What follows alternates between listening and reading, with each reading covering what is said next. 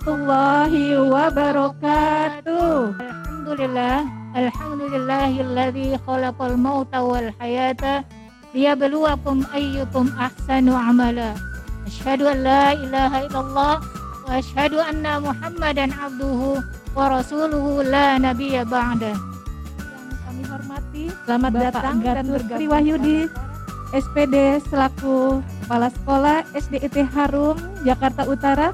Kepada yang kami hormati Bapak Arif Yusadli SSI selaku Ketua Yayasan Harapan Umat Jakarta Utara.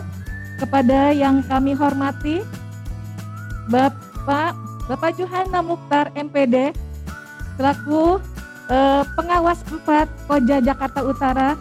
Dan kepada yang kami hormati Bunda Hansah atau Bunda Febriati Budiman SE selaku Komite Jakarta Utara. Dan kami hormati kepada seluruh peserta webinar parenting pada siang hari ini. Para peserta webinar pada siang hari ini, untuk menambah keberkahan acara kita pada siang hari ini, marilah kita dengarkan lantunan ayat suci Al-Quran yang akan dibacakan oleh Ananda Safa Zahra Humaiza, yang akan membacakan surat Al-Mujadalah ayat 8 sampai dengan 11. Kepada Ananda Syafa kami persilahkan. Assalamualaikum warahmatullahi wabarakatuh. Waalaikumsalam warahmatullahi wabarakatuh. A'udzu billahi minasyaitonir rajim. Bismillahirrahmanirrahim. Alam taro ilal ladzina nuhu 'anin najwa tsumma ya'uduna lima nuhu 'an tsumma ya'uduna lima nuhu 'anhu wa yatanajawna bil ismi wal 'udwani wa ma'siyatir rasul wa idza ja'uka hayyuka bima lam yuhayyika bihillahu wa yaquluna fi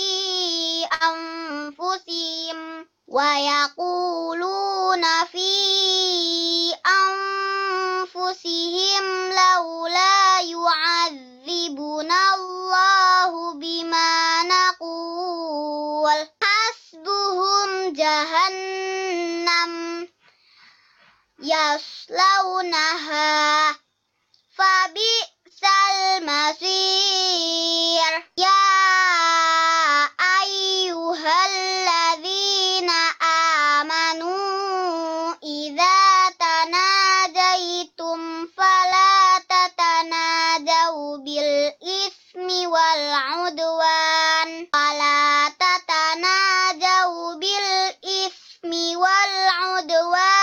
wa ma'siyatir rasuli wa tanajaw bil birri wat taqwa wattaqullaha alladzi ilaihi tuhsyarun.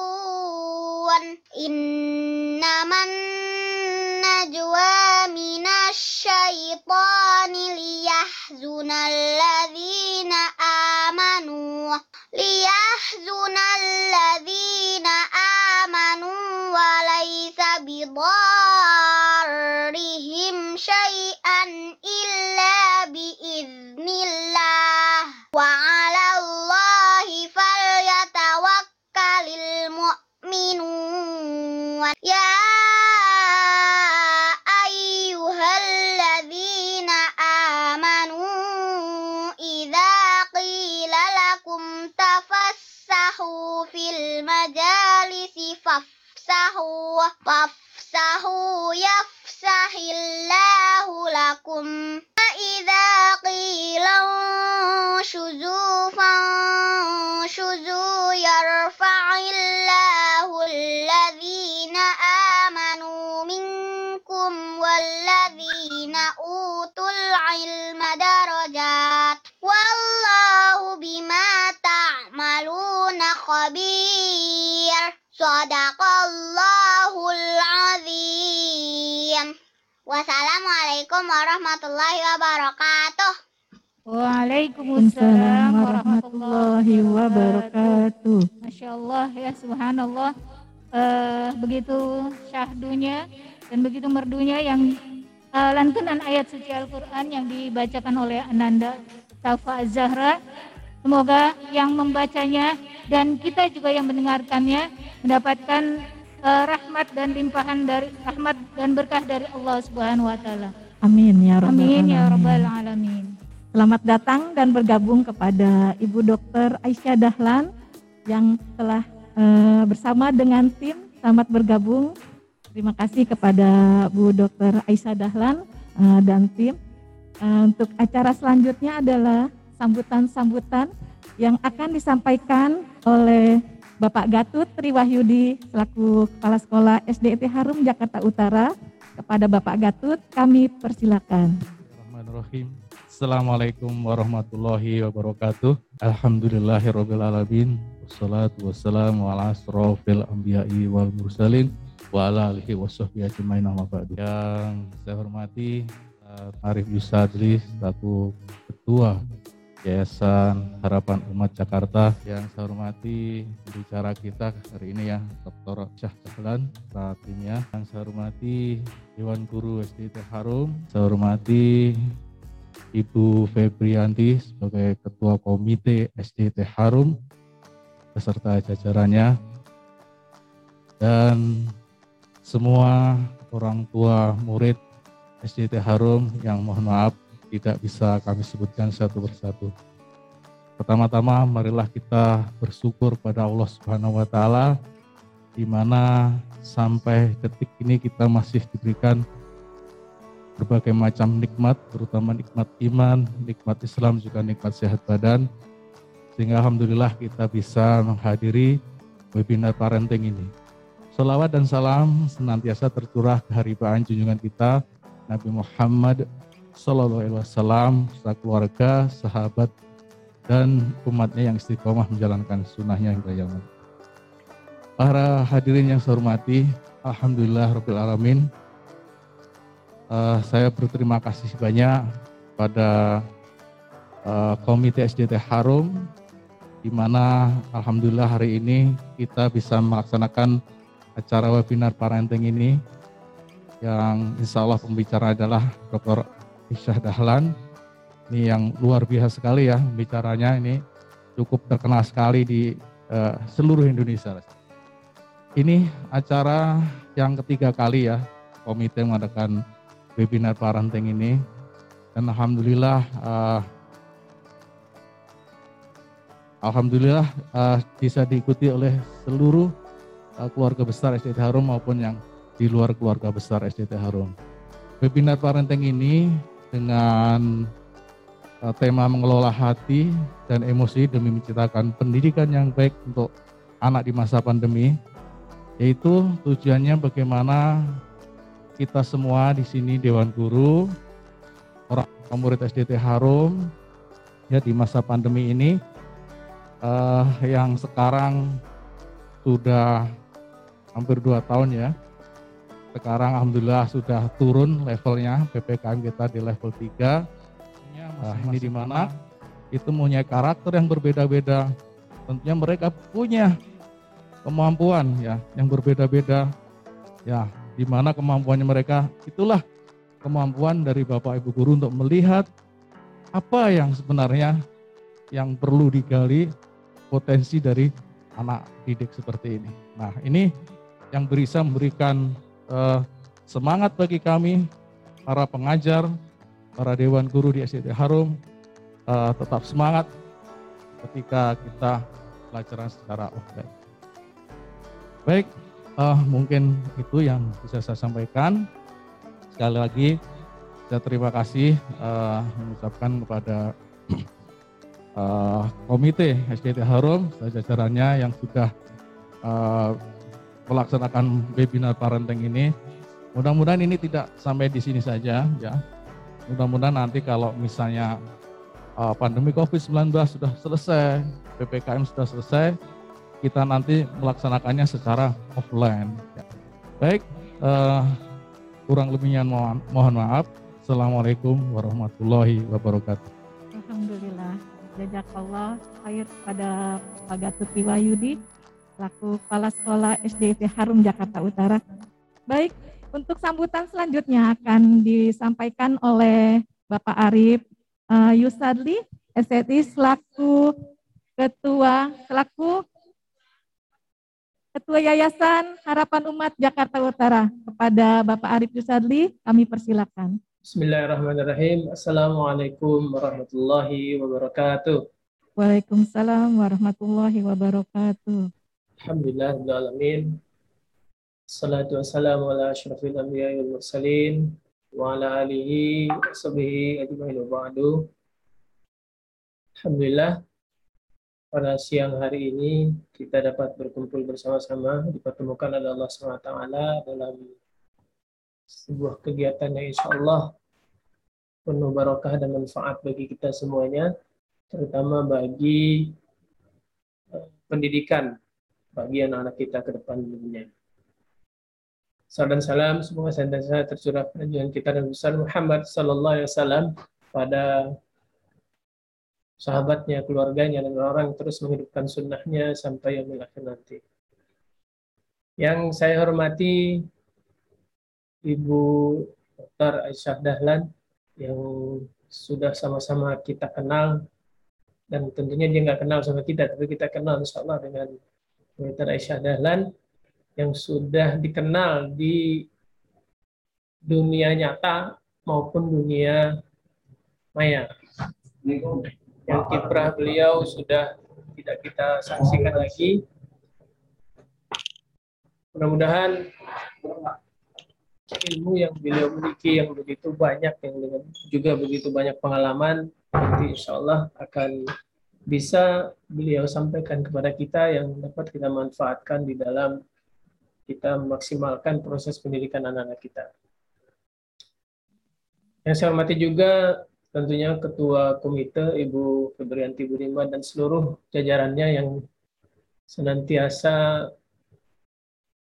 care terhadap seluruh program-program yang ada di SDIT Harum, senantiasa berkomunikasi dan berkolaborasi dengan SDIT Harum dalam memajukan program-program yang ada.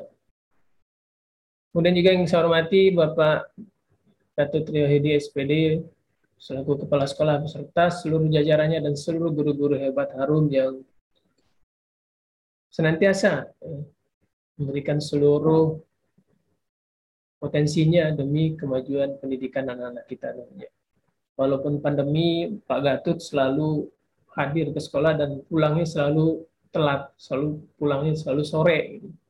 Kadang habis maghrib baru pulang, kadang sampai malam. Karena memang beliau begitu concern terhadap proses pendidikan anak kita walaupun dalam kondisi pandemi ini. Begitu juga para guru-guru Harum yang lainnya. Kami sampaikan terima kasih yang sebesar-besarnya. Semoga Allah senantiasa menjaga kita semuanya. Kemudian juga seluruh orang tua hebat yang dari siswa-siswi SDIT Harum yang hadir pada siang hari ini. Kalau tadi saya coba lihat sampai ke belakang seluruh halaman yang hadir, hampir 99% ibu-ibu. Ya, mudah-mudahan karena memang banyak ibu-ibu yang lebih berinteraksi dengan anak-anak, terutama anak-anak kita di SDIT Harum ini. Bukan berarti bapaknya nggak peduli, bapaknya lagi kerja dan lain-lain. Yang pertama yang ingin saya sampaikan adalah bahwasanya Yayasan Harum senantiasa concern terhadap kemajuan pendidikan, terutama pendidikan anak-anak kita di SDIT Harum. Kita selalu berkomunikasi dengan manajemen sekolah, dengan komite di dalam meningkatkan pelayanan kita di dalam memberikan pendidikan yang baik terhadap anak kita. Sekali lagi kami hanya membantu pendidikan yang harusnya utamanya adalah menjadi kewajiban orang tua. Saya ucapkan terima kasih kepada Ibu Dr. Aisyah Dahlan yang sudah menyiapkan dan memberikan waktunya, yang tentunya waktu yang sangat berharga. Mudah-mudahan kegiatan ini berjalan dengan baik, dapat kita ambil manfaat yang luar biasa. makan kerupuk kulit dengan mie, kerupuk dari Desa Cibatu. Walaupun sulit dalam masa pandemi, pendidikan anak tetap nomor satu bagi kita. Sungguh nikmat minum kopi latte. Minumnya di pinggir Sungai Citarum. Cakep. Sungguh luar biasa pengurus komite yang selalu membantu kegiatan Harum. Cakep. Terakhir buat ibu-ibu yang hebat semuanya, saya kasih juga pantun. Dalam kandang kuda ditambat, kuda datang dari Nusa Tenggara Barat. Sungguh bangga dengan orang tua yang hebat. Semoga anak-anak kita orang yang sukses dunia dan akhirat. Demikian, mudah-mudahan Allah Ta'ala senantiasa memberikan petunjuk kepada kita, memberikan kekuatan dan kesehatan kepada kita semuanya untuk terus bisa menjadi manusia-manusia terbaik di hadapan Allah SWT yang akan diteruskan oleh anak kita yang juga akan menjadi generasi yang jauh lebih baik dari kita, insya Allah. Demikian, mohon maaf apabila segala kekurangan, bila taufiq wal hidayah. Assalamualaikum warahmatullahi wabarakatuh. Waalaikumsalam warahmatullahi wabarakatuh. Pandai berpantun juga ini Ustadz Arif, Masya Allah Pak. Kita perlu belajar banyak ini pantunnya Pak. Pantun yang begitu penuh makna ya. Iya, Masya pantun Allah. bermakna Masya Allah. Baik, jazakallah khair kepada Pak Arif Yusadi selaku Ketua Yayasan Harapan Umat Jakarta Utara. Untuk selanjutnya adalah sambutan yang akan disampaikan oleh Baik, selanjutnya adalah sambutan yang akan disampaikan oleh Ibu Febrianti Budiman SE selaku Ketua Komite SDIT Harum Jakarta Utara. Pada Ibu Febrianti kami persilakan. Assalamualaikum warahmatullahi wabarakatuh.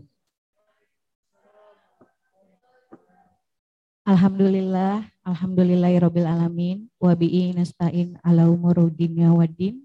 Wassalatu wassalamu ala asrofil anbiya'i wal mursalin wa ala alihi washabihi azmain amma ba'du. Yang terhormat Bapak Arif Yusadli SSI selaku Ketua Yayasan Harapan Umat, yang saya hormati Bapak Gatot Triwahyudi SPD selaku Kepala Sekolah Yayasan Kepala Sekolah SDIT Harum, pada Ibunda Dr. Aisyah Dahlan yang sudah hadir di tengah-tengah kita. Terima kasih Ibu sudah meluangkan waktunya. Kepada Bapak dan Ibu guru SDIT Harum yang hebat, ayah dan bunda di rumah, dan jajaran komite yang saya sayangi. Terima kasih saya diberikan kesempatan untuk memberikan sepatah dua patah kata. Tidak banyak yang akan saya utarakan di sini, hanya ucapan terima kasih yang sebesar-besarnya atas partisipasinya, atas supportnya ke acara webinar kali ini.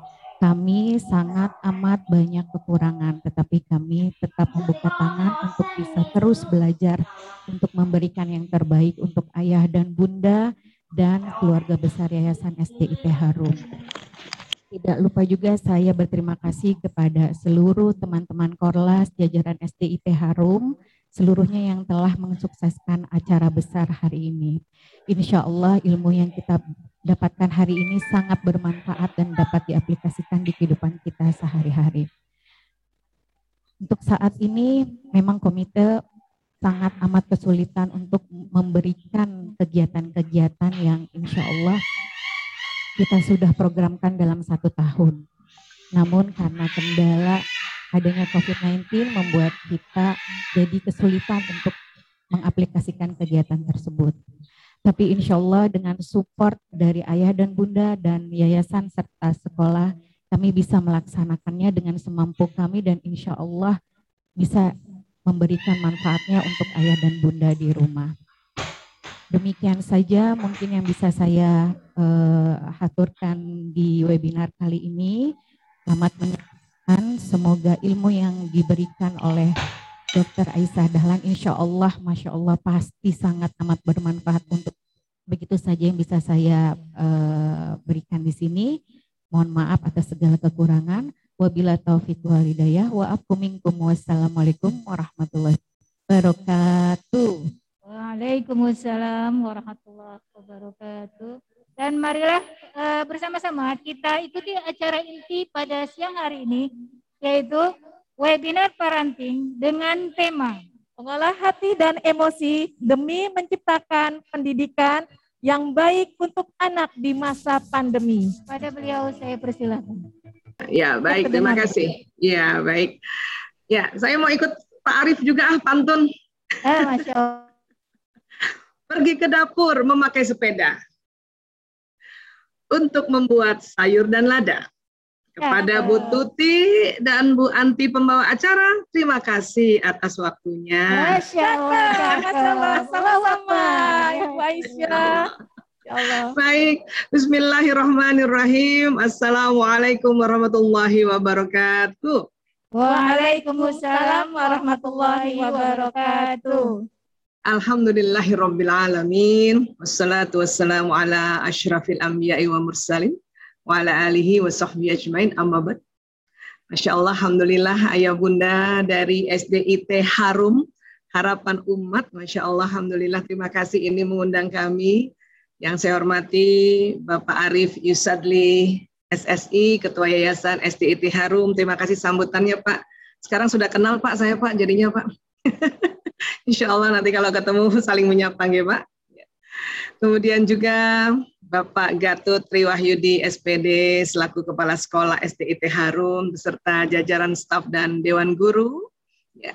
Kemudian Bunda Febrianti SE selaku Ketua Komite SDIT Harum beserta nanti jajarannya pengurus dan koordinator kelasnya juga ya. Dan Masya Allah tadi Ananda Safa Az-Zahra Umaiza Masya Allah membacakan Quran Surat Al-Mujadalah ayat 8-11. Terima kasih semuanya, terima kasih Bu Tuti, Bu Anti menemani saya dalam kajian siang hari ini ya. Saya sih terima kasih ini dipilihkan untuk membahas bagaimana mengelola hati dan emosi ya. Tapi saya mau ganti hatinya dengan kolbu. Karena dia lebih mantap kalau kita artikannya kolbu. Mengelola kolbu dan emosi. Bisa jadi ayah bunda, bapak ibu guru sebetulnya sudah mengelola. Hari ini kita saling mengingatkan saja, saling kita merefresh ulang apa sih sebetulnya yang kita kelola selama ini ya. Dan izinkan kami membahas dari sisi ilmu neuroscience atau ilmu tubuh manusia juga. Sehingga untuk itu saya izin ini kepada Bapak Ibu untuk share screen terlebih dahulu agar lebih memudahkannya. Baik, insya Allah sudah terlihat. Saya atur dulu anonetnya. Baik, terima kasih. Ya, bismillahirrahmanirrahim. Sudah terlihat. Oke, terima kasih ya. Inilah kita punya modul namanya mengelola kolbu dan emosi ya. Jadi memang kondisi sekarang sebagaimana tadi Pak Arif, Pak Gatut dan kemudian Ibu Febriani katakan bahwa kita harus ya sadar diri ya intinya ya untuk mengelola hal-hal yang seperti ini terutama di pandemi. Walaupun mengelola kolbu dan emosi ini adalah tugas harian kita ya. Sebagaimana Rasulullah sampaikan, jihad yang sesungguhnya adalah mengelola emosi ini ya. Baik. Emosi apa sih definisinya? Ya, jadi rupanya emosi ini berasal dari kata Latin, yaitu dari emovere, yang artinya keluar malah. Ya. Dan movere bergerak, jadi emosi diartikan kalau bahasa Latinnya bergerak keluar. Ya. Karena banyak kalau saya tanyakan, biasanya kalau offline ya, kalau ini online kan susah kita nanya ya.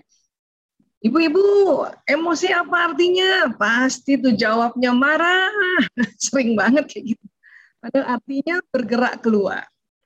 Ini dari bahasa Latin. Ya. Kemudian juga emosi sudah dipakai untuk bahasa Indonesia.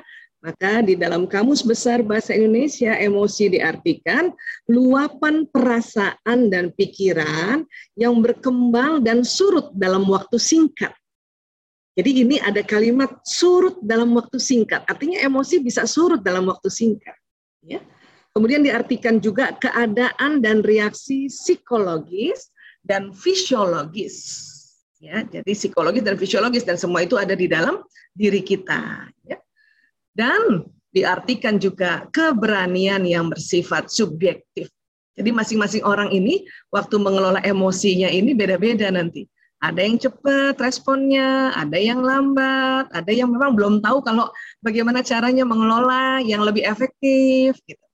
Ya, jadi ini arti emosi di Kamus Besar Bahasa Indonesia. Kemudian sering sekali kita mendengar ada istilah emotional intelligence. Selama ini kan ya cuman dengarnya ya intelektual quotient IQ. Ini sekarang ada EQ, emotional quotient. Ya, apa sih itu? Ya, emotional intelligence adalah kemampuan seseorang dalam menggunakan dan memahami emosi, baik emosi orang lain maupun emosi diri sendiri. Ya, tujuannya apa? Meningkatkan kesehatan fisik dan mental, serta mengharmoniskan hubungan komunikasi. Jadi kenapa kita harus punya kecerdasan, ya, memahami emosi, ini tujuannya banyak banget. Kesehatan fisik dan mental, dan mengharmoniskan hubungan komunikasi. Kita kan di dunia ini, ya, paling banyak adalah bagaimana caranya berkomunikasi, dan bagaimana caranya mengerti komunikasi yang efektif, ya. Ternyata dilandasi oleh emosi. Itulah makanya kita perlu kenal. Ya, bahkan juga memang perlu kenal hal yang lain terhadap pasangan kita, ya, dan anak-anak. Emosi adalah bagian diri dari kehidupan manusia, tetapi menjadi terlalu emosional dan tidak rasional itu yang keliru. Ya, jadi emosi itu ada di tubuh kita. Untuk itu kita diminta kenali emosi diri sendiri, kenali emosi pasangan, dan kenali juga emosi anak-anak. Yang anaknya satu, kenali emosi anak itu. Yang anaknya dua, kenali emosi dua anak. Yang anaknya tiga, kenali emosi anak. Yang anaknya banyak, Bu Aisyah, ya kenali semuanya emosinya anak-anak. Ya, ada yang anaknya 5, coba angkat tangan. Saya pengen lihat, saya cari temen. Ada nggak yang anaknya 5? Ya, saya lihat dulu di samping-samping, di belakang-belakang ada nggak yang 5? Nggak ada ya. 4, yang anaknya 4? Bu, 4, oh alhamdulillah. Ada juga yang 4 ya. Nggak mau tambah 1 lagi, Bu? Hah? Yang anaknya 3, Bu? Coba nih saya sambil lihat wajahnya ibu-ibu nih. Oh ada. Mbak Ratna berapa? 3, 4, 5? Ya, alhamdulillah ya Allah. Alhamdulillah. Saya cari teman anak 5 karena saya anaknya 5 soalnya 4 laki 1 perempuan jadi cari teman gitu. Ya baik. Ternyata para bunda ya ada yang 1, ada yang 2, ada yang 3 dan ada yang 4 ya. Cuma 5 tadi nggak kelihatan ada nggak? Nah, jadi kita harus mengenali, belajar mengenali emosi. Ya. Nah, baik. Tentu kalau bicara emosi kita akan bicara otak manusia. Ini otak manusia. Allah ciptakan, diletakkan dalam kepala. Ada otak besar, ada otak kecil di belakang sini. Kemudian terbagi 2, ada belahan kanan, ada belahan kiri. Pernah belajar biologi ayah bunda? Ya, atau belajar anatomi, barangkali ada ayah bunda yang teman sejawat atau yang bekerja atau sekolah di bidang kesehatan. Kita belajar anatomi ini. Ya, ini otak luar biasa nih. Ya. Nah, di dalam otak itu, di dalamnya, di tengahnya itu ada otak emosi. Ini ada 2 gambar ini. Gambar pertama dikasih warna hijau, gambar kedua ini ungu dan biru. Nah inilah otak emosi ini, di tengah. Disebutnya limbic system, sistem limbik. Sebuah sistem yang mengatur emosi, semua manusia ada. Ya, bahkan waktu manusia masih berbentuk janin di dalam rahim seorang ibu, otak emosi yang bekerja duluan. Ya. Nah, bahkan hewan golongan mamalia juga punya otak emosi, makanya ini disebut otak mamalia. Jadi manusia punya sifat hewan ternak atau hewan mamalia di otaknya. Itulah makanya dalam keluarga muslim kita diminta setelah anak lahir diazankan, dikomatkan, kemudian diberikan nama baik dan diminta akikahkan.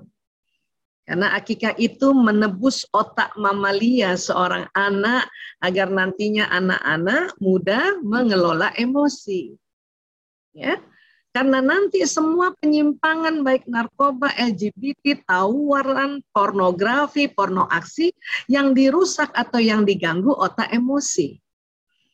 Tapi akan lebih cilaka lagi anak yang belum sempat diakikah kena penyimpangan, itu tambah susah penanganannya.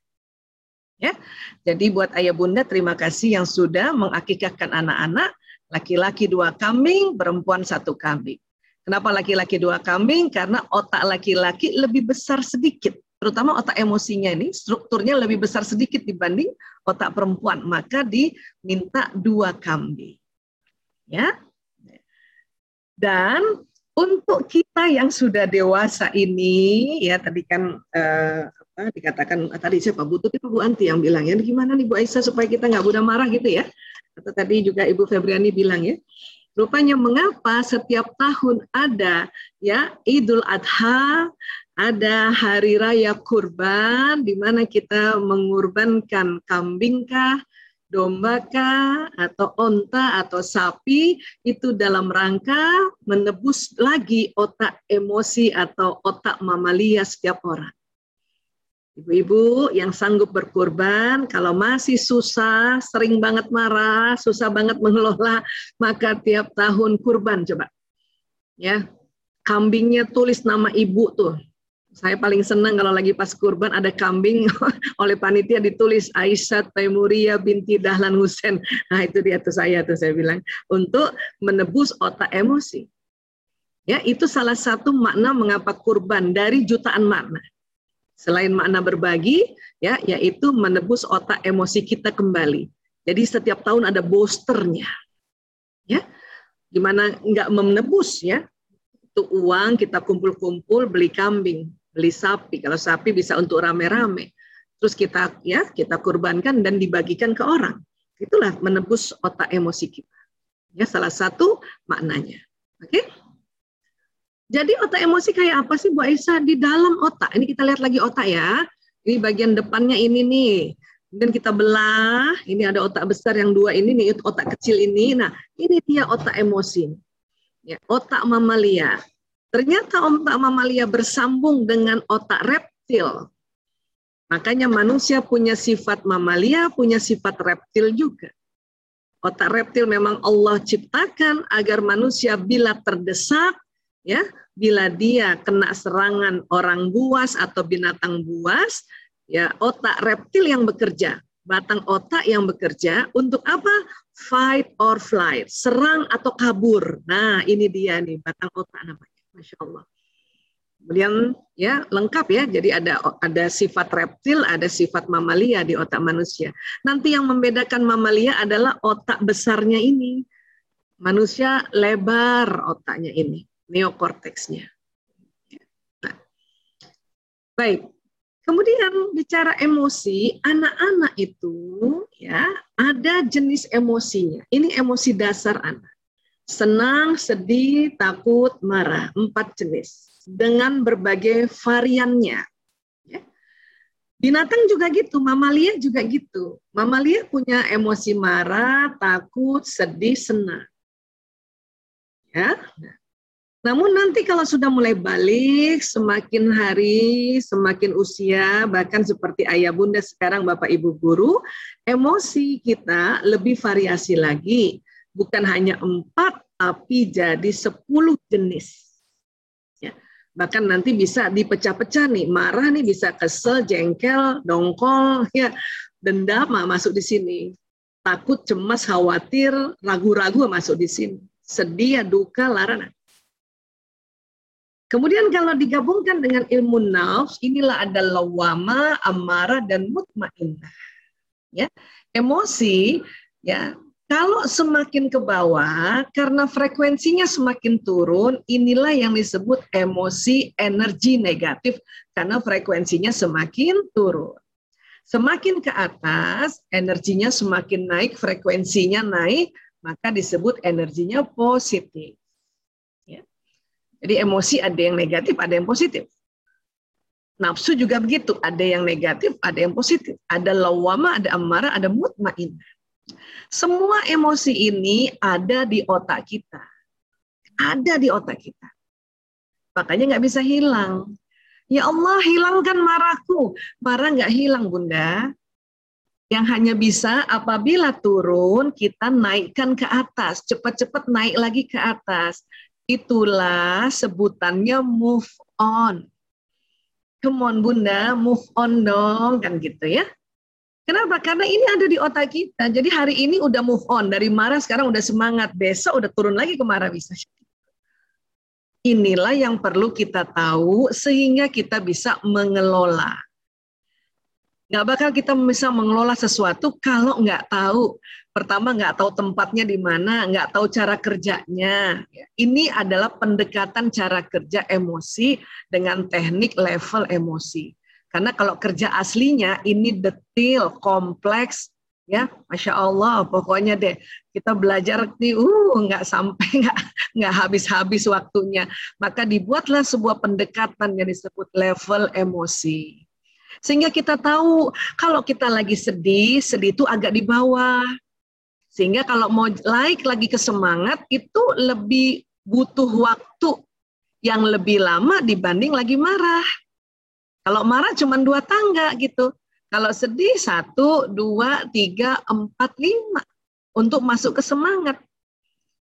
Pandemi ini kita sedih berkepanjangan, apalagi kemarin ya Allah ya Rabb.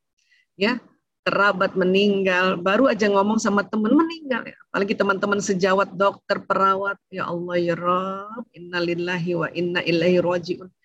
Banyak keluarga yang sudah porak-poranda tatanannya. Sakit tuh nggak cuma 1 sekarang, 1 keluarga. Meninggal kadang nggak cuma 1, bisa nanti dalam waktu bersamaan 2 orang anggota keluarga. Atau beda hari, beda minggu. Ya Allah, ya Rabb. Sedih kita di sini. Bolehkah sedih, Bu Aisyah? Boleh. Ini kan ada di otak kita. Hanya ya diminta untuk cepat-cepat move on. Karena kita diminta oleh Allah jangan terlalu berduka terhadap apa yang luput darimu. Surat Al-Hadid ayat 23. Ya. Karena nanti kalau terlalu duka masuk apati, apati ini putus asa. Ini bahaya banget. Nanti turun lagi di bawah ada namanya depresi. Ini yang bahaya.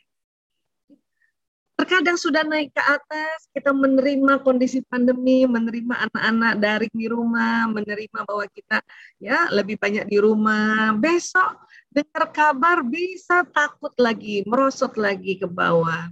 Kita naikkan lagi ke atas.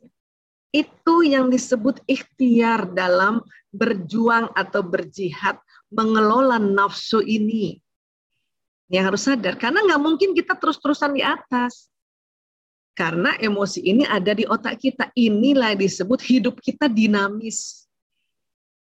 Ya, yang dinilai nanti oleh Allah pada saat turun ke bawah, naik nggak ke atas. Nah, waktu mau naik ke atas, siapa yang disebut? Itu yang nanti menjadi nilai.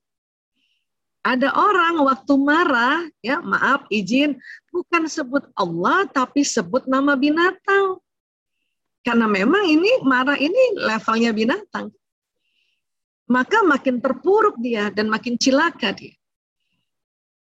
Kita diminta pas turun sebut nama Allah. Ya Allah, ya Allah, astagfirullah, astagfirullah, innalillahi wa inna ilaihi rajiun. Itu yang diminta. Sehingga nanti naik. Alhamdulillah udah semangat lagi. Udah terima lagi. Mendampingi anak PJJ, katakanlah 5 jam. Bunda kalau mendampingi anak 5 jam dalam kondisi marah, berarti Bunda mendampingi di luar zona ikhlas. Karena zona ikhlas itu semangat menerima damai dan enlightenment. Habis kesel si Aisyah, ya itu anak lama banget bangunnya. Saya bisa paham juga, ya boleh aja marah, tapi jangan 5 jamnya dong di sini. 5 menit aja boleh nggak sih marah? Paling lama 10 menit. Ya, cepet-cepet naik ke atas. Jadi 10 menit aja di sininya, paling lama loh itu. Ya, berikutnya 4 jam 50 menit sudah masuk lagi zona ikhlas. Begini memang. Ya caranya pas turun naikkan lagi, turun naikkan lagi, turun gitu aja. Dampingi suami makan pagi. Ya, ayah, mohon maaf para ayah ya. Ibu-ibu ini kadang-kadang penat, capek, apalagi lagi mau mens. Mens hari pertama sampai hari ketiga, ayah, mohon maaf, hormon perempuan yang namanya estrogen, progesteron yang membawa kebahagiaan itu sedang turun. Sehingga mudah banget tuh. Tapi Bun, kalau nemenin suami makan pagi, katakanlah 1 jam 60 menit kita marah terus, maka selama 60 menit berarti kita mengerjakannya di luar zona ikhlas, nanti rugi. Habis kesel sih Bu Aisyah, iya ngerti tahu, tapi cepet-cepetlah move on. 10 menit aja paling lama marahnya, lumayan, jadi 50 menitnya ikhlas. Ya, bisa paham bagaimana cara menggunakan level ini? Ya. Nah, caranya gimana Bu Aisyah? Itu tadi, sebut-sebut nama Allah. Kalau cara yang alami, yang orang lain nih, misalnya yang umat Islam, bukan umat Islam, itu gimana sih? Ya. Nah, ada cara yang alami namanya bernafas dalam. Tarik nafas panjang, keluarkan lewat mulut. Ayah bunda, yuk kita tarik nafas yuk. Nafas panjang, ya tarik nafas panjang, buang lewat mulut. Ditiup ya Bun. Yang hari ini ada kesel, jengkel, capek, waktu dikeluarkan lewat mulut ada tulisan capek, marah gitu ya, kesel. Ya Bun. Atau yang ngantuk barangkali, ini siang-siang barangkali, ngantuk gitu. Atau bosan anak-anak barangkali, ya keluarin aja. Yuk tarik nafas yuk. Nafas panjang dari hidung. Perutnya penuhin, perutnya. Buang. Sambil buang, sambil membayangkan. Karena sesungguhnya ayah bunda tidak lihat, tapi ini ada yang keluar. Yang disebut energi. Ya, energi emosi. Emosi tetap nggak hilang karena dia ada di otak, tapi energinya yang bisa dikeluarkan. Ya. Berapa kali Bu Aisyah? Tergantung keselnya sama siapa. Saya Bun, kalau kesel sama anak, 3 kali tarik nafas, insya Allah sudah naik levelnya, semangat lagi. Tapi kalau sama bapaknya anak-anak, itu bisa 9 kali tarik nafas Bu. Sama nggak kita? Sama kan? Alhamdulillah sama. Kalau ini banyak temennya nih. Kalau tadi anak 5 nggak banyak temennya. Ya, kenapa sih? Karena kita ini, suami istri ini, terutama istri, sangat berharap pada suami, tapi suami kan nggak ngerti karena beda jenis kelamin, beda respon, beda watak, beda pelajarannya. Jadi kita berharap banyak, tapi nggak apa-apa. Yang penting sadar aja, tarik nafas. Bahkan saya nih, setelah tahu ada mobil suami datang, sebelum dia masuk rumah, tarik nafas Bun. Ya Allah, bapaknya anak-anak datang, angkat keselku ya Allah. Sehingga waktu dia datang sudah bisa senyum. Ayah, suami-suami kan gitu, Assalamualaikum, mukanya mengkerut gitu kan, Waalaikumsalam. Ayah, udah bisa cantik kan? Begitu aja. Ya. Kenapa sih Bu Aisyah kalau tarik nafas nanti akan ada oksigen masuk ke otak dengan lebih banyak, sehingga otak emosi yang tadinya tegang jadi rileks. Kenapa? Karena ada ilmu di otak depan kita ini, ilmu parenting. Kalau Bunda sering parenting, seminar, taklim, ilmunya di depan. Cuman kalau otak emosi yang di tengah otak tadi tegang, ilmu terblokir Bunda. Sementara berblokirnya. Makanya tarik nafas supaya oksigen dalam pertukaran paru-paru dengan jantung nanti dipompa darah ke otak, ya, dia akan merilekskan otak emosi dan batang otak, baru inget lagi, oh iya ya, laki-laki emang gitu, mukanya cool banget gitu. Karena banyak ibu-ibu udah senyum, suaminya nggak balas, ibu-ibu marah lagi. Oh dia gitu ya. Aku senyum dia nggak balas. Bu, kasih waktu bapak-bapak. Kenapa? Karena otot laki-laki itu tidak selentur otot perempuan karena hormon yang disebut testosteron. Nggak lentur Bu. Kan bukannya gara-gara otot yang tidak lentur itu kita jatuh hati pertama-tama dulu. Makanya kita sebut ya Allah dia cool banget. Gitu. Cuman karena nggak belajar, setiap saat ya kaku mukanya kita marah. Ya, jadi pahamilah. Dan ilmu itu ada di otak sih. Udah sering seminar juga, kalau lagi tegang lupa juga. Saya aja suka lupa itu. Makanya tarik nafas dulu supaya ingat ilmunya. Oh iya ya, laki-laki 10 menit pertama kalau baru sampai di rumah mukanya rata. Nah, ilmu yang di otak saya tuh. Tapi kalau nggak tarik nafas, lupa. Ya. Bu Aisyah, kalau kita istighfar gimana? Itu lebih afdol lagi. Ya. Rasulullah SAW bersabda, siapa saja rutin baca istighfar, maka Allah akan memberikan solusi atas setiap kesulitannya, penyelesaian bagi setiap permasalahannya, dan dia akan memberinya rezeki dari jalan tak terduga, termasuk rezeki kesehatan, Bunda. Makanya supaya kita pas harus keluar rumah karena mau beli beras, banyak istighfar di perjalanan. Bahkan lagi sakit pun perbanyak istighfar agar Allah memberikan rezeki kesehatan. Rezeki ilmu juga. Kalau kita lihat anak-anak lagi daring sambil ngantuk-ngantuk, istighfar aja Bunda. Karena nanti yang membuka ilmu itu Allah. Makanya Allah itu kita panggil ya Fattah, wahai para membuka hati. Ya alimul ghaib wa syahada, wahai yang memberikan ilmu yang gaib maupun yang syahada, yang nyata. Yang memberikan kecerdasan itu Allah, ya Rashid. Bapak Ibu guru menyampaikan, tetapi yang memberikan itu Allah. Maka istighfar Bunda supaya rezeki ilmu itu sampai pada anak kita.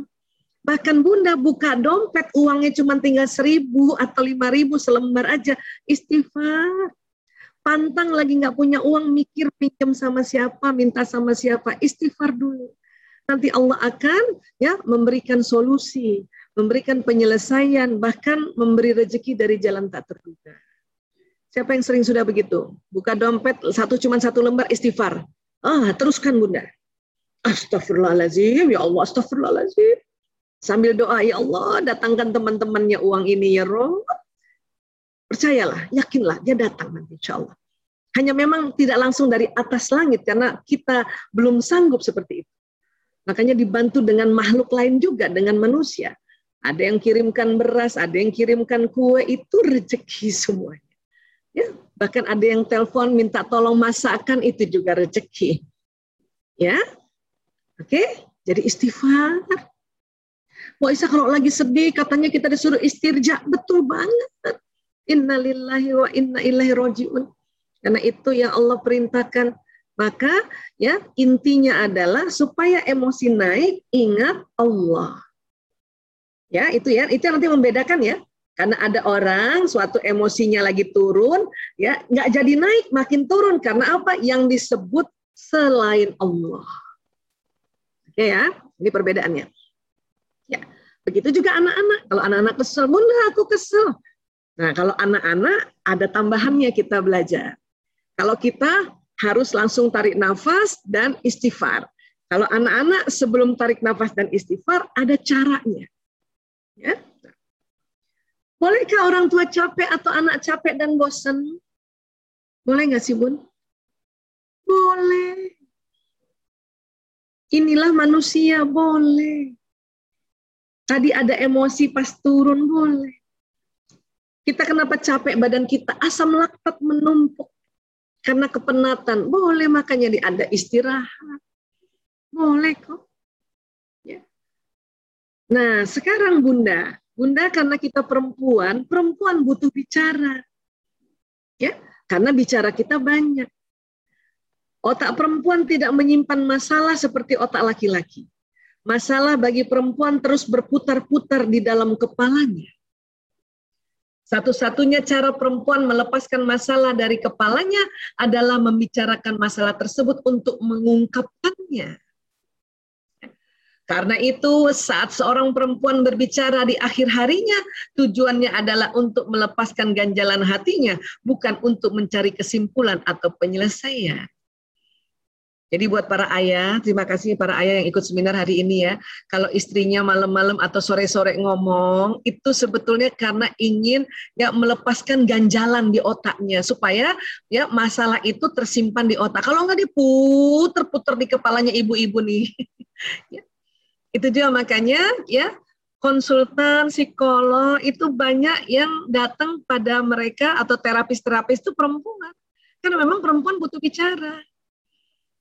Butuh bicara, suaminya nggak ngerti, Atau si istri juga nggak ngerti bahwa laki-laki bukannya nggak seneng dengar perempuan bicara, cuman gaya laki-laki kayak gitu. Pas istrinya curhat, cuman dijawabnya, gitu. Itulah gaya laki-laki. Apalagi yang sudah capek ngomongnya laki-laki di luar rumah udah kebanyakan, makanya. Kalau saya sih suami saya begitu, saya ngomong aja. Kenapa? Karena saya tahu otak saya ini lagi berputar-putar masalahnya. Pokoknya ngomong aja dulu. Lepaskan dulu bicaranya. Apalagi kalau keselnya sama suami, Bu. Ngomong gitu ya. Tapi harus dibatasi. Karena laki-laki nggak suka istri ngomong terlalu banyak. Dibatasi. Paling banyak, paling lama 30 menit. Itu adab untuk curhat pada suami. Makanya karena nggak puas, kita datangi terapis. Kita datangi sahabat kita. Atau orang yang amanah untuk dengarkan kita bicara. Ya, kayak gitu. Kadang perempuan ya, masalah yang sudah dibahas oleh suami 3 bulan, ingat lagi, ngomong lagi hal yang sama. Itulah makanya disebut perempuan ahli sejarah, Bun. Karena kita omongin lagi, kata suami bukannya udah dibahas. Apalagi kalau gara-gara suami yang salah tuh, Bun. Ya. Tapi bilang sama suami, ayah, Abi, ini aku cuma ahli sejarah, dengar aja. Dia lagi berputar-putar lagi di otakku. Biar aku ngomong supaya nanti dia tertanam lagi di otakku. Gitu. Ya, jadi kasih tahu. Supaya laki-laki nggak tersinggung. Disangkanya laki-laki merasa bahwa, aduh, ya saya disalahin terus. Bukan ayah, bukan disalahin terus.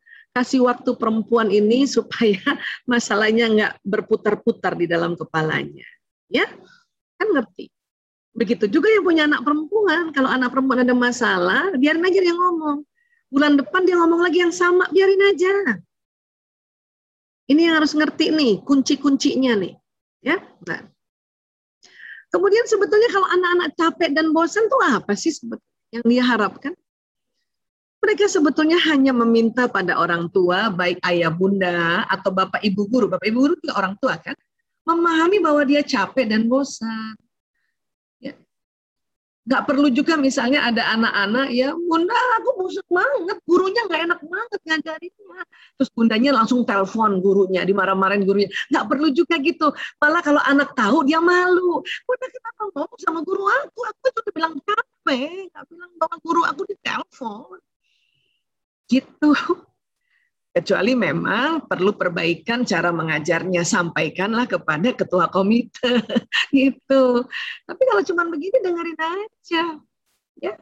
Jadi satu saat anak merasa walaupun juga lagi belajar Quran, ya, bunda aku bosan, bunda aku capek, bunda aku nggak ngerti, bunda aku kesel, ya. Bunda, aku lapar. Nah, siapa punya anak laki? Anak laki sering banget waktu belajar dia lapar. Betul, Bun? Lagi ngerjain tugas, PR, tinggal satu tugasnya. Bunda, aku lapar. Gitu kan. Kalau gitu gimana caranya? Langsung berhenti aja, Bun. Ya, ajak makan dulu. Kenapa gitu, Bu Aisyah? Karena otak laki-laki pusat lapar dan hausnya lebih lebar dibanding perempuan. Dan kalau anak laki-laki sudah bilang aku lapar, berarti dia sudah tahan setengah jam. Jadi lebih baik kasih makan dulu. Ya Bun? Bunda kan suka bilang kan, tanggung, satu lagi, dua lagi, misalnya kayak gitu. Bunda karena nggak cepet lapar, karena otak perempuan, hipotalamusnya kecil. Laki-laki lapar. Maka kasih aja makan, atau kasih dulu ganjel apa kayak biskuit. Makan biskuit dulu ya sayang ya. Ini Bunda ambilin biskuit, ini minum. Satu lagi tugas, baru kita makan bareng-bareng, makan enak. Begitu juga bisa. Ya Bun? Karena anak laki-laki kalau udah lapar, Bunda mau ngomong apa aja, bisa-bisa batang-batang otaknya tadi, otak reptilnya tegang, Bun. Ya, itu akan membangkang. Hanya gara-gara lapar. Oke? Kemudian, bagaimana membangun kecerdasan emosi anak? Satu, jadilah teladan ahli mengelola emosi. Dia harus lihat juga bundanya sering istighfar. Dia harus lihat juga bahwa bundanya tarik nafas panjang. Dia harus lihat juga bundanya atau ayahnya kalau emosi duduk tenang dulu. Sebagaimana Rasulullah ajarkan, bila malah marah berdiri duduk. Waktu duduk itu tarik nafas istighfar. Anak-anak harus lihat itu. Ya. Dan kenalkan ragam jenis emosi pada anak-anak. Dan ajari anak menerima emosi sebagai hal yang wajar. Kalau dia lagi capek, ya itu wajar banget. Marah itu wajar banget. Bahkan saling belajar menceritakan emosi. Bunda juga kalau jadi kamu kesel tuh, misalnya gitu. Bunda, aku kesel banget sama kakak. Dengerin dulu, Bun. Jangan langsung marahin adik, marahin kakak. Kakak, nggak usah. Oh, kenapa, Nak? Tanya. Biarkan dia cerita emosinya. Ini justru membangun kecerdasan emosi. Karena anak-anak harus belajar bahwa emosi itu ada di otak, emosi itu ada jenisnya, ya, dan emosi ini dikendalikan. Caranya terima dulu emosinya, gitu. Cuman kita ini selalu mau buru-buru jadi orang tua. Ya. Nah, sekarang dari otak ke badan ada namanya sistem saraf. Sistem saraf ini kerjanya kayak kabel listrik, ayah bunda, bapak ibu guru. Dia bawa listrik, bawa pesan. Bawa pesan apa? Bawa pesan apa yang ada di otak. Termasuk pesan ilmu yang ada di otaknya. Termasuk pesan emosi. Marah, dia turun. Marah, maka marah badannya. Sedih, maka sedih badannya, gitu. Nah, anak-anak kita kan ilmunya belum sama dengan ayah bundanya, belum sama dengan bapak ibu gurunya, maka perlu dimaklumi. Ya.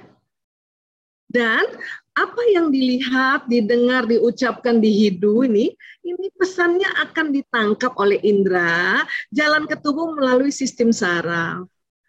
Makanya anak-anak ini butuh teladan, panutan teladan dari orang tua. Ya, ini banyak banget teladannya ya, tapi karena hari ini bicaranya emosi, dia juga harus tahu bahwa oh ibunya marah kok, tapi ibunya cepat-cepat istighfar, ibunya cepat-cepat tarik nafas. Oh ibunya sedih kok, tapi ibunya cepat-cepat istirja. Itu yang anak harus lihat, harus dengar, bahkan dia latihan juga mengatakannya. Innalillahi wa inna ilaihi raji'un. Astagfirullahaladzim. Dia juga akan ngikut nanti. Maka pesan itu akan tertanam di memorinya. Oh, ibuku juga marah kok, tapi dia cepat-cepat istighfar. Oh, ibuku juga sempat tegur aku kok, tapi dia cepat-cepat minta maaf. Ini anak harus merekam itu. Karena emosi itu nggak bisa hilang. Pernah diteliti, emosi orang dikebiri itu lebih berbahaya. Ada penelitian oleh Daniel Coleman, bapak-bapak dikebiri emosinya. Nggak ada marah, nggak ada sedih. Netral, nggak ada. Datar. Apa yang terjadi coba? Istrinya digangguin orang, nggak apa-apa. Malah dia serahkan istrinya ke orang lain. Coba, mau bunda kayak gitu? Anaknya diinjak-injak sama anak tetangga, dia nggak marah. Itu bahayanya kalau emosi dikebiri. Emosi nggak ada. Karena dalam kehidupan itu memang Allah ajarkan juga untuk hal-hal yang berbahaya, batang otak yang bekerja. Otak reptil bekerja, maju. Ya, bersama otak mamalia, maju. Ya, bertahan, gitu. Fight or flight. Ya, ada binatang buas, ya terserah bunda, badannya mau serang binatang atau lari sekencang-kencangnya. Itu batang otak. Otak ilmu nggak bekerja. Itu memang Allah ciptakan. Namun untuk menghadapi anak jangan pakai otak reptil sama otak mamalia kan. Kalaupun tegang, segera rilekskan dengan tarik nafas, istighfar, sebut Allah. Supaya anak juga belajar, oh gitu tuh caranya. Karena di otak mereka juga ada otak emosi. Oke? Bun, kalau lihat anak, apalagi anak laki-laki kayak gini mukanya nih. Ini berarti mau apa nih Bun? Marah ya? Banyak ibu-ibu kalau lihat anak laki kayak gini nih, ya, ibu-ibunya komen apa? Tuh kan, mau marah lagi, mau marah lagi, mau marah lagi. Nah karena ibunya bilang mau marah lagi, ya marah lah Bun. Ini kalimat ini, komentar ini keliru. Kalau anak kelihatan marah, kita ya kakak lagi kesel ya, gitu. Kakak lagi marah ya. Ini namanya memvalidasi emosi. Ini juga cara untuk memperkenalkan emosi supaya dia ngerti, oh ini saya marah. Gitu. Ya. Sekarang Ada lagi yang kayak gini nih. Ini apa kira-kira, Bun? Ya. Kita lihat ya, perhatikan.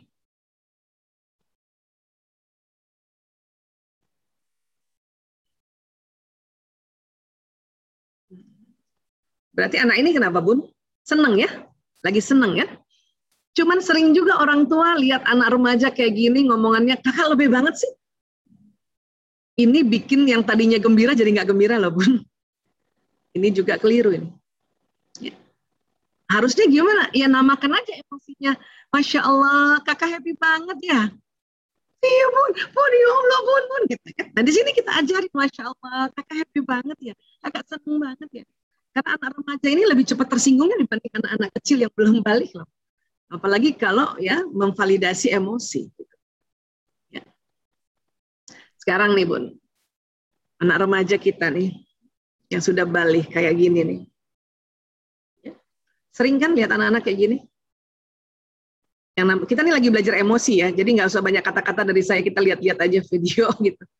Nah ini lagi kayak gini, terus ada komentar melamun melulu atau ngelamun melulu, itu jadi kesel loh Bun. Ya, ini komentar yang keliru. Ya, lebih baik ngomongnya sedang mikir apa Kak? Oh itu lebih seneng daripada dibilang ngelamun. Sedang mikir apa Kak? Karena anak-anak ini kan sedang berpikir, sedang menganalisa, sedang mempertimbangkan. Ya, apalagi makin dewasa banyak makin pikirannya gitu. Jadi hati-hati kalimat ya Bun. Nah sekarang nih lagi di luar acara pesta. Ya jalan ke sini. Iya. Ibu-ibu kalau lihat anak kayak gini ngomongnya apa Bun? Ngomongnya apa? Awas bajunya basah. Ya Allah nih anak susah banget dibilangin. Gitu ya kan? Ya Bun ya. Ini nih orang lagi seneng-seneng. Namanya juga anak-anak seneng lah main air Bun. Apalagi ya udah lama nggak keluar rumah dia begini.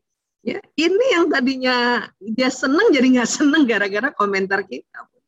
Ya.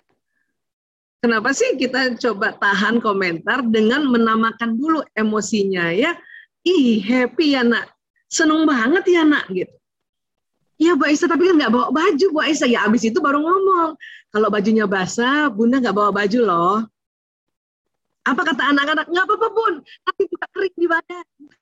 Kering di badan. Kan happy anak-anak. Kita selalu komentar aja. Dalam sehari itu anak-anak dapat komentar negatifnya banyak banget Bun. Ya.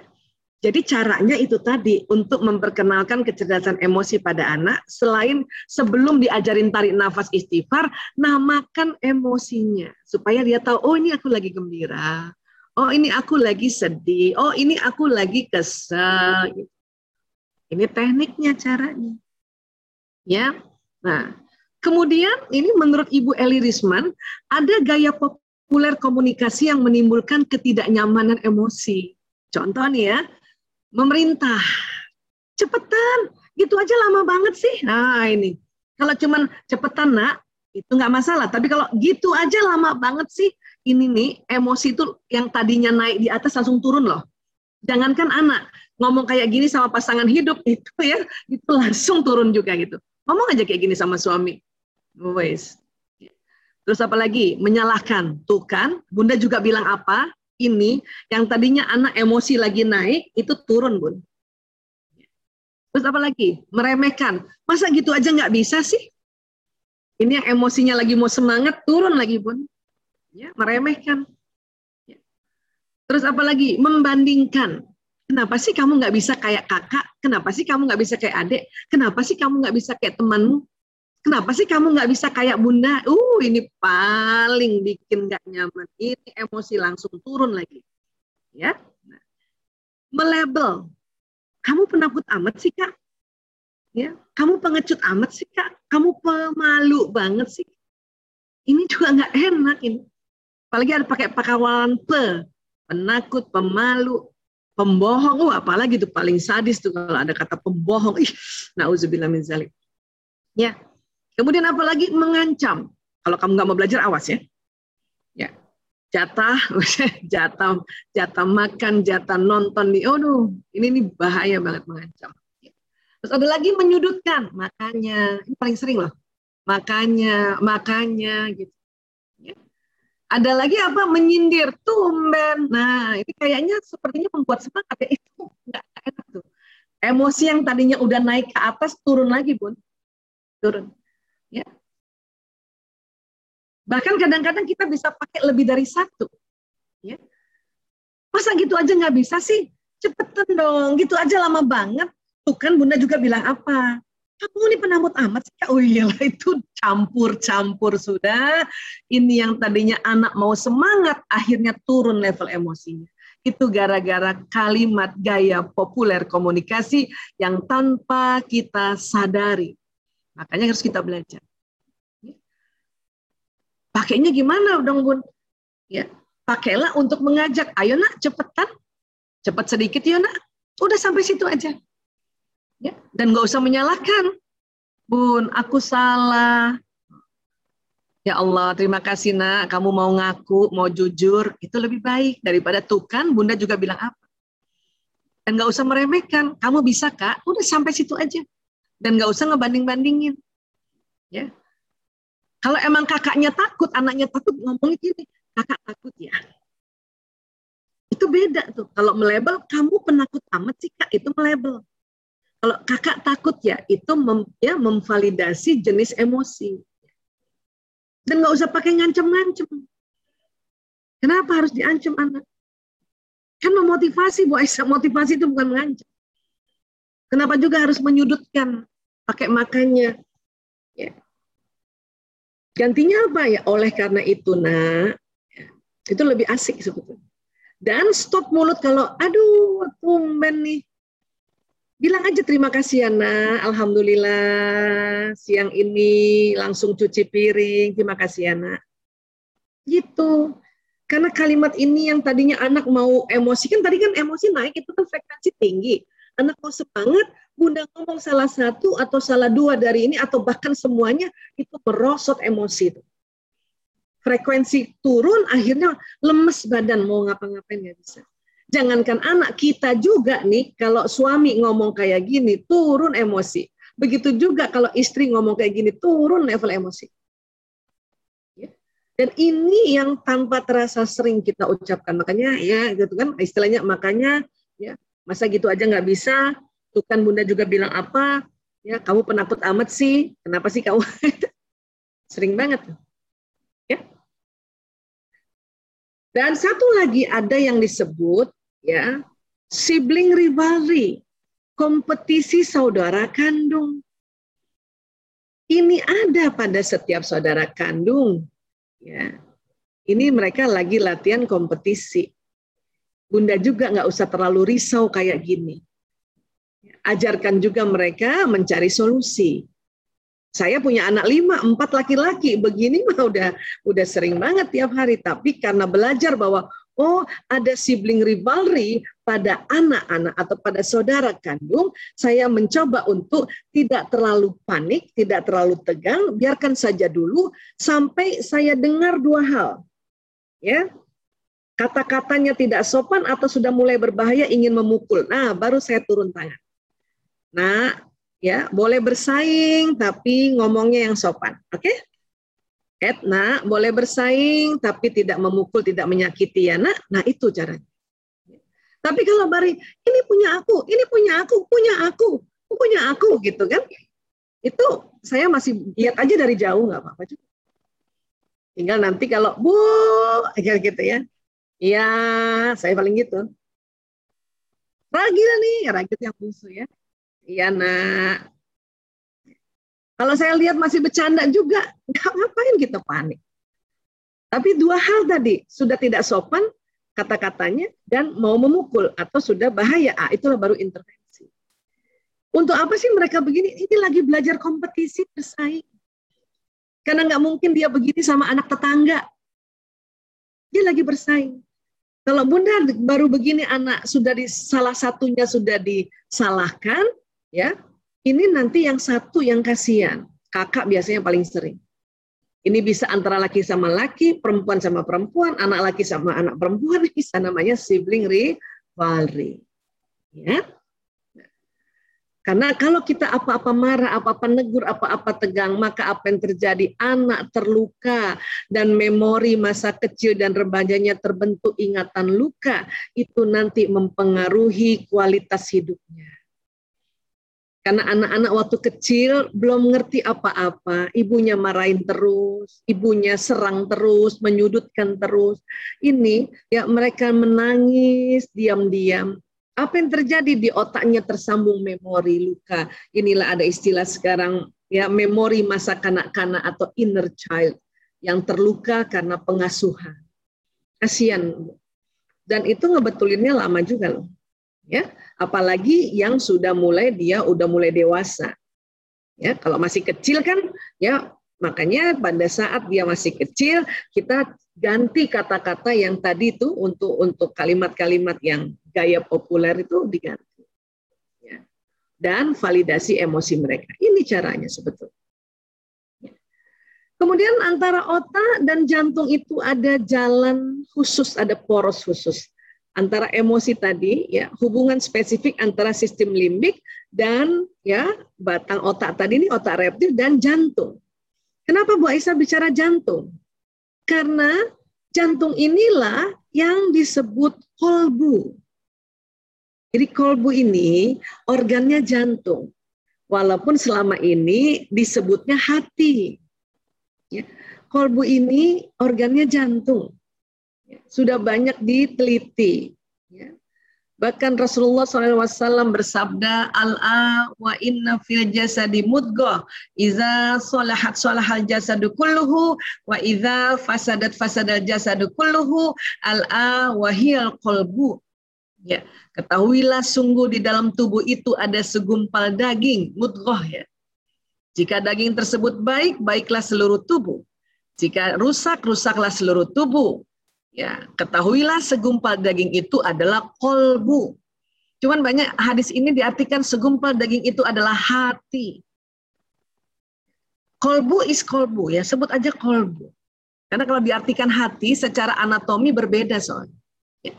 Dan para ulama juga mengatakan, salah satunya Imam Al-Ghazali, kolbu adalah daging yang bersuhu panas, berbentuk kusam, berada di sisi sebelah kiri dada, dan kolbu itu berongga dan di dalamnya berisi darah hitam sekali.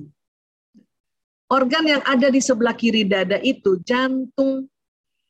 Salah satu fungsi jantung adalah organ pemompa darah ke seluruh tubuh. Jadi di sini berkumpul darah, makanya darah nampaknya hitam sekali. Karena darah kan aslinya merah tua ya, tapi kalau dia berkumpul di jantung jadi hitam. Dan ini organ yang cenderung ke kiri, bentuknya kusam. Ini jantung. Kemudian ya bahasa Arab juga kolbu itu jantung. Kalau hati yang liver ini kibdun. Tapi karena sudah puluhan tahun juga kita mengartikan kolbu hati ya, it's okay. Tapi kita harus tahu bahwa organnya adalah jantung. Bahkan pada tahun 91 penelitian dari Dr. J. Andre Armour dari Montreal, Kanada diikuti oleh ilmuwan lainnya, salah satunya dari Lituania namanya. Ya, dari Lituania namanya Neringa Pauzir. Apa ditemukan? Rupanya di jantung bagian serambi kanan ada sel otaknya, ada neuronnya, neuron jumlahnya 40.000 neuron. Satu neuron kerjanya kayak satu komputer. Jadi di jantung ada komputer. Di jantung juga ada tempat pemicu energi, namanya SA node. Dia bersamaan di sini. Tadinya ilmuwan itu hanya taunya neuron atau sel otak itu di otak saja dengan jumlah 100 miliar. Ternyata tahun 91 ditemukan jantung ada neuronnya jumlahnya 40.000. Jadi jantung ada otak khusus dia. Memangnya apa yang terjadi sih sama neuron ini Bu Aisyah? Inilah kalau kita menerima informasi yang ditangkap oleh mata, telinga, ucapan, ini tersambung-sambung. Nah tersambung-sambung itu kabel-kabel neuron di otak ini. Dan inilah yang membentuk ingatan atau memori. Apakah memori ilmu, memori pelajaran, memori peristiwa, memori mengenal cara jenis-jenis itu tadi level emosi, ini yang tersambung. Di sini ada loncatan listrik di otak kita ini.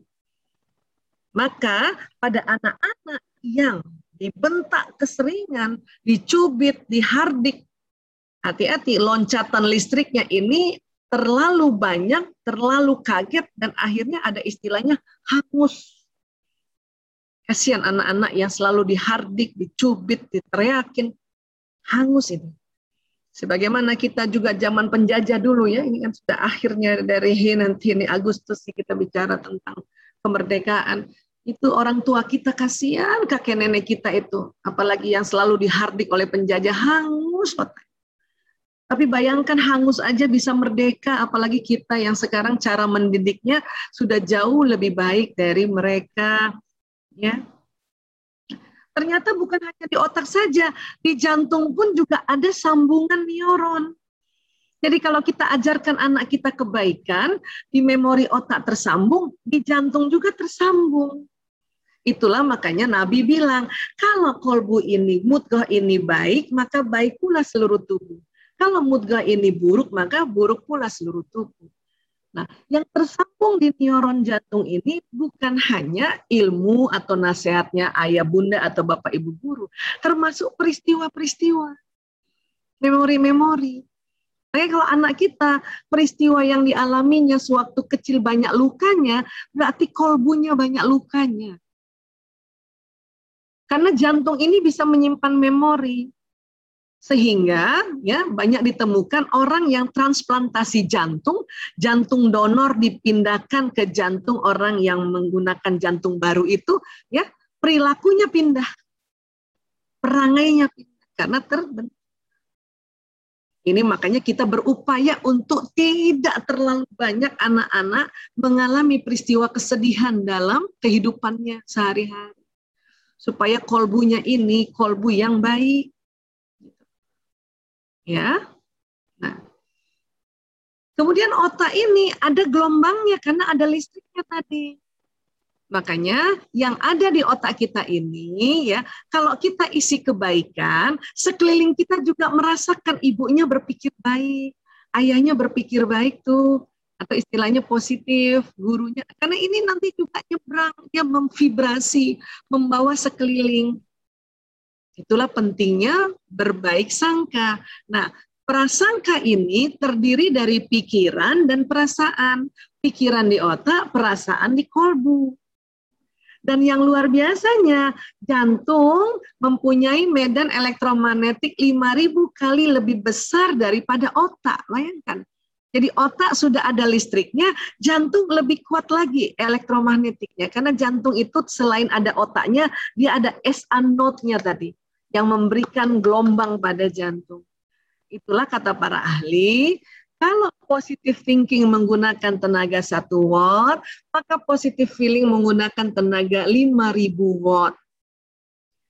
Untuk itu, perasaan kita Bunda harus kita jaga itu tadi. Setiap ada kesel segera istighfar, astagfirullahaladzim, walaupun emosi kan di atas kepala, dia kan turun ke bawah. Langsung astagfirullah, supaya ya gelombangnya ini pergi ke anak kita yang gelombang kebaikan. Bu Aisyah kalau was-was, galau, itu keluar juga, iya keluar, tapi bentuknya begini. Ini namanya gelombangnya yang kalau yang teratur namanya gelombang koheren, ini biasanya membawa pesan baik dan enak. Kalau yang pesan nggak enak itu namanya gelombang inkoheren. Tapi bersyukur banget gelombang inkoheren ini jalannya lambat. Jadi sampai ke anak kita lambat ini nanti. Tapi kalau yang baik-baik sampainya cepat. Kenapa gelombang inkoheren sampainya lambat? Karena Allah masih memberi waktu pada kita untuk mendelete-nya atau merevisinya dengan istighfar tadi, astagfirullahaladzim. Mungkin Bunda berpikir dan berperasaan bahwa ini anak nih susah banget ya. Kalau disuruh sholat susah banget. Astagfirullahaladzim, ya Allah, astagfirullahaladzim. Insya Allah ya Allah, anakku cepat kalau pergi sholat, tepat waktu, semakin baik. Nah itu yang disampaikan supaya pikirannya kita nih ya menuju anak yang baik dan juga perasaan. Karena tadi kalau judulnya adalah menata kolbu dan emosi, ini tadi selain emosi, kolbunya juga ditata. Ya. Dari mana sih Bu Aisyah keluar gelombang ini? Semua ini dari tubuh ini namanya pembuluh meridian. Dia ada di bawah kulit. Bentuknya bulat-bulat, berputar dia. Tapi memang paling kencang yang di daerah dada, dia berputar. Berlawanan arah jarum jam. Nah, sinyal ibu bisa membawa pesan pikiran dan perasaan dan bisa terasa oleh anak. Kenapa? Karena ibu dan anak itu sinyalnya satu provider namanya. Ya, punten ya, ini punten banget ini bukan di endorse. Kalau ibunya XL, anaknya XL. Kalau ibunya Indosat, anaknya Indosat. Maka kalau ibu jengkel, ya ibu marah, gak cepet-cepet move on, ibu nanti keluar marahnya campur ke anak. Yang bahaya adalah anak menjadi 3 kali marah. Kok bisa 3 kali Bu Aisyah? Itu ada teorinya, cuman kalau saya jelaskan makan waktu 2 jam lagi. Jadi langsung aja kesimpulannya. Terus nanti ibu ke suami bagaimana? Dia 1 kali. Karena nggak satu provider, ibu XL, bapak ya bisa saja Telkomsel. Cuma karena ada hubungan intim antara suami istri, sebagaimana kalau misalnya kita telepon ya, saya misalnya HP saya nih XL, suami saya Telkomsel. Saya kan kalau sama suami tiap hari chatting atau tiap hari nelpon kan, makanya di nomor HP-nya suami, quick access-nya itu adalah nomor saya. Itu analogi antara hubungan sinyal suami istri walaupun providernya beda. Karena suami anak ibunya, suami dengan ibunya atau ibu mertua itu providernya sama. Jadi kalau mau suami senang, maka buat senang ibu mertua. Siapa yang masih punya ibu mertua? Buat senang ibu mertua, walaupun tidak cocok. Oke? Tapi bikin dia senang. Karena dia suami akan 3 kali senang. Karena ibu ya dampak ke anak 3 kali. Sampai sini mengerti ya? Kalau ibu tenang, suami tenang, anak 3 kali tenang. Kalau ibu cemas, suami ikut cemas, anak 3 kali cemas. Kalau ibu tegang, suami ikut tegang, anak 3 kali tegang. Kalau ibu semangat, suami ikut semangat, anak 3 kali semangat. Maka inti dalam rumah tangga itu adalah perempuan, seorang ibu atau seorang istri. Inilah yang membuat ibu-ibu belajar terus setiap hari. Supaya ingat ilmunya jadi tenang. Satu rumah tenang. Enak bukan? Ya, ini yang terjadi. Ya, untuk itu ya ingat juga keutamaan mengajar ilmu karena masih banyak bunda merasa kenapa sih aku aja bukan gurunya aja? Bunda ya. Rasulullah bersabda, barang siapa mengajarkan suatu ilmu, maka dia mendapatkan pahala dari orang-orang yang mengamalkannya dengan tidak mengurangi sedikit pun pahala orang yang mengerjakannya itu. Masya Allah, riwayat Ibnu Majah. Bun, kalau bunda yang ajarkan anak Bismillahirrahmanirrahim, maka seumur hidup anak bunda melafazkan Bismillahirrahmanirrahim, itu pahalanya mengalir ke bunda. Enak bukan? Bunda ngajarin 1 + 1 2, seumur hidup itu anak menggunakan ilmu 1 + 1 2, itu mengalir pada bunda. Bunda selalu ingatkan nak, kalau habis makan piringnya taruh di dapur ya nak ya. Itu setiap hidupnya sampai kapanpun dia taruh piringnya itu ke dapur, itu pahalanya mengalir ke bunda. Bu Aisyah saya udah kasih tahu tapi harus diulang-ulang. Memang begitu, harus diulang-ulang. Itulah namanya pendidikan. Tapi ngulangnya sambil senang-senang aja Bun, asik-asik aja. Supaya apa? Supaya anak ya selalu ingat. Dan kalau kita meninggal anak bilang, ini nih bunda aku yang selalu ajarin kalau mau tidur untuk wudu. Ini nih yang bundaku selalu ajarin, kalau mau keluar rumah doa dulu. Ini loh bundaku selalu ngajarin, kalau habis makan piringnya taruh di dapur. Itu mengalir pada kita. Ya. Jadi sekali lagi bunda berbahagialah, masih daring anak-anak ya. Kita kerjasama sama bapak ibu guru, tapi ya terimalah dengan senang hati agar anak 3 kali senang. Ya. Baik, kalau gitu Bu Tuti dan Bu Anti, ya saya serahkan kembali ke moderator. Mohon maaf lahir batin. Wabillahi taufiq wal hidayah. Wallahu a'lam bishawab. Assalamualaikum warahmatullahi wabarakatuh. Saya kembalikan ke moderator. Assalamualaikum warahmatullahi wabarakatuh. Masya Allah. Kayaknya kurang puas Bun, masih pengen dengerin lagi. Masya Allah, tabarakallah. Baik, nanti waktunya ya mungkin nanti bisa tambah di lain waktu ini komite kita Insya Allah. mendapatkan ilmu dari Bu Aisyah Dahlan. Baik,